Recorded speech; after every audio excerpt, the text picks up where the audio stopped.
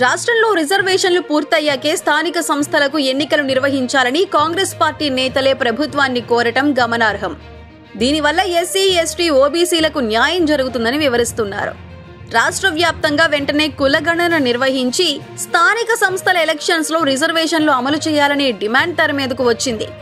ఇదే అంశంపై కాంగ్రెస్ సీనియర్ నేత, రాజ్యసభ మాజీ సభ్యుడు వి హనుమంతరావు స్వయంగా సీఎం రేవంత్ రెడ్డికి లేఖ రాశారు.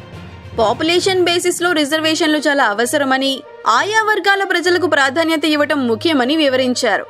కులాల వారీగా సర్వే చేస్తే ఎస్సీ, ఎస్టీ, ఓబీసీ, మైనార్టీల లెక్కలు తేలతాయని, ఆయా వర్గాలకు మేలు జరుగుతుందని లేఖలో ప్రస్తావించారు. కేవలం 4 నెలల్లోనే క్యాస్ట్ సెన్సస్ పూర్తి చేయవచ్చని విహెచ్ స్పష్టం చేశారు. ఈ సర్వేను యుద్ధ ప్రాతిపదికన పూర్తి చేస్తే పార్టీకి బెనిఫిట్ జరుగుతుందన్నారు.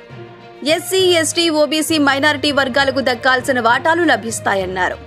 అగ్రనేత రాహుల్ గాంధీ లక్ష్యం కూడా జనాభా గణన నిర్వహించి రిజర్వేషన్లు పెంచాలన్నదే అని తెలిపారు.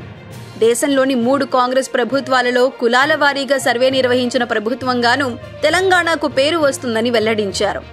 అంతేగాక ఈ ప్రాసెస్ పూర్తి చేస్తే దేశవ్యాప్తంగా కాంగ్రెస్ కు మరింత మద్దతు పెరుగుతుందని లేఖలో పేర్కొన్నారు. కాంగ్రెస్ పార్టీలోని మెజారిటీ నేతల్లోనూ ఇదే అభిప్రాయం నెలకొంది. కాస్ట్ సెన్సస్ చేయడం వల్ల తమ వర్గాలకు మేలు జరుగుతుందని ఎస్సీ, ఎస్టీ, బీసీ నేతలు కోరుతున్నారు. ఇటీవల జరిగిన అసెంబ్లీ ఎన్నికల్లో బీసీలకు తగిన స్థాయిలో సీట్లు రాలేదని, స్థానిక సంస్థల్లోనైనా పెద్దపీట వేయాల్సిందిగా పలువురు లీడర్లు ప్రభుత్వాన్ని కోరుతున్నారు.